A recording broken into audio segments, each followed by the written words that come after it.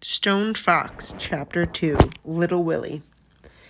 A 10-year-old boy cannot run a farm, but you can't tell a 10-year-old boy that, especially a boy like Little Willy. Grandfather grew potatoes, and that's exactly what Little Willy was going to do. The harvest was just weeks away, and Little Willy was sure that if the crop was a good one, Grandfather would get well.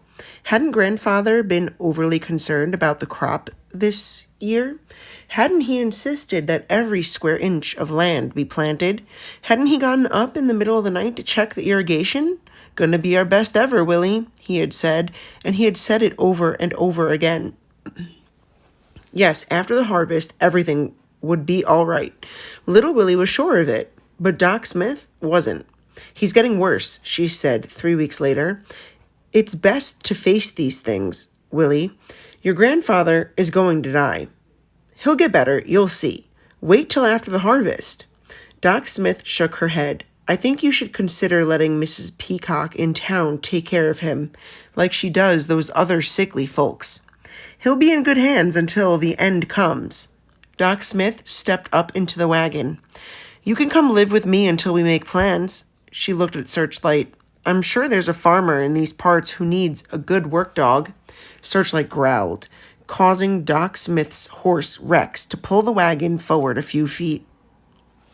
"Believe me, Willy, it's better this way." "No!" shouted Little Willy. "We're a family, don't you see? We gotta stick together." Searchlight barked loudly, causing the horse to rear up on his hind legs and then take off, running. Doc Smith jammed her foot on the brake, but it didn't do any good. The wagon disappeared down the road in a cloud of dust. Little Willy and Searchlight looked at each other, and then Little Willy broke out laughing. Searchlight joined him by barking again. Little Willy knelt down, took Searchlight by the ears, and looked directly into her eyes. She had the greenest eyes you've ever seen. "I won't ever give you away, ever, I promise."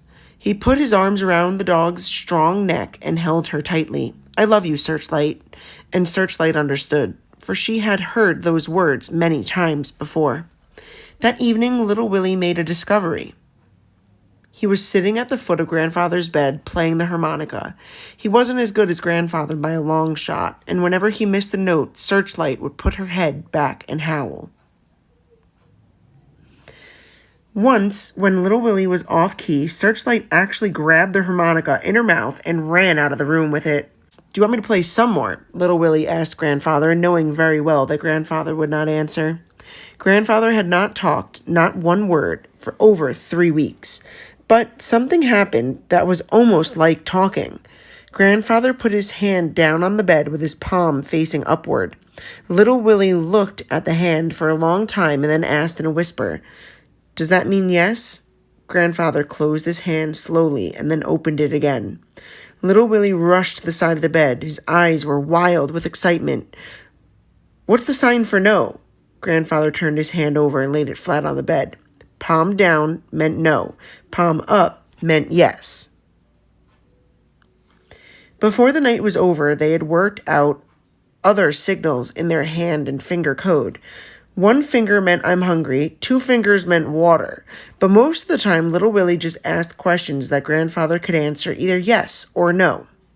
And Searchlight seemed to know what was going on, for she would lick Grandfather's hand every time he made a sign.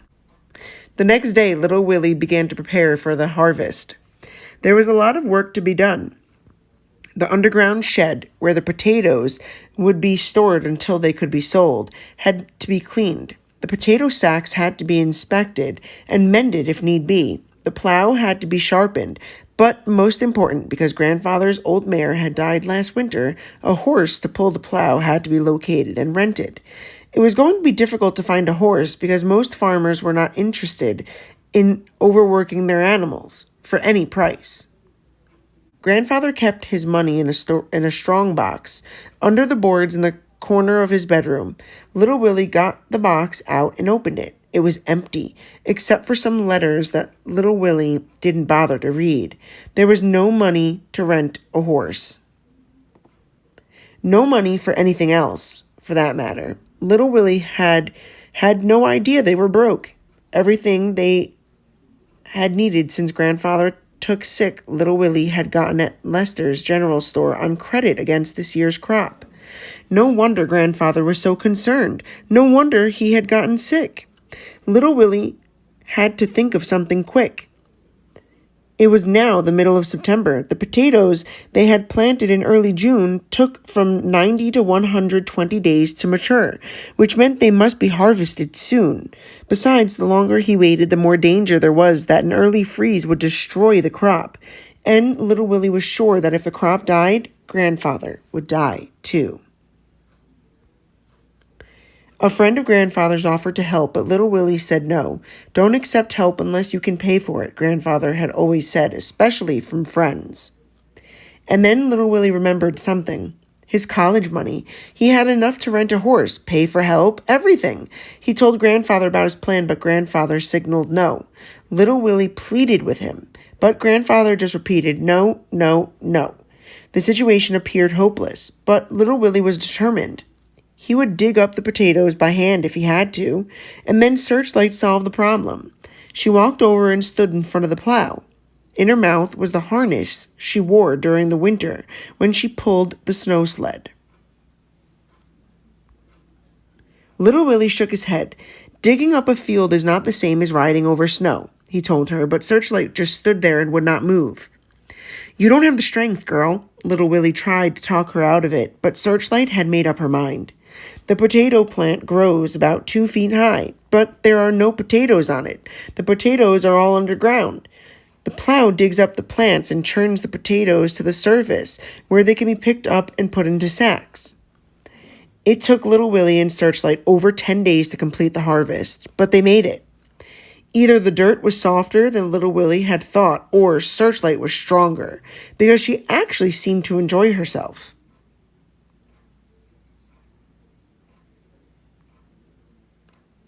And the harvest was a big one, close to 200 bushels per acre, and each bushel weighed around 60 pounds. Little Willy inspected the potatoes, threw out the bad ones, and put the rest into sacks. He then put the sacks into the underground shed. Mr. Leeks, a tall man with a thin face, riding a horse that was also tall and had a thin face, came out to the farm and bought the potatoes. Last year, Grandfather had sold the crop to Mr. Leeks, so that's what Little Willy did this year. We made it, Grandfather, Little Willy said, as tears of happiness rolled down his cheeks. See, Little Willy held up 2 handfuls of money. You can stop worrying. You can get better now. Grandfather put his hand down on the bed. Palm down meant no. It was not the crop he'd been worried about. It was something else. Little Willy had been wrong all along.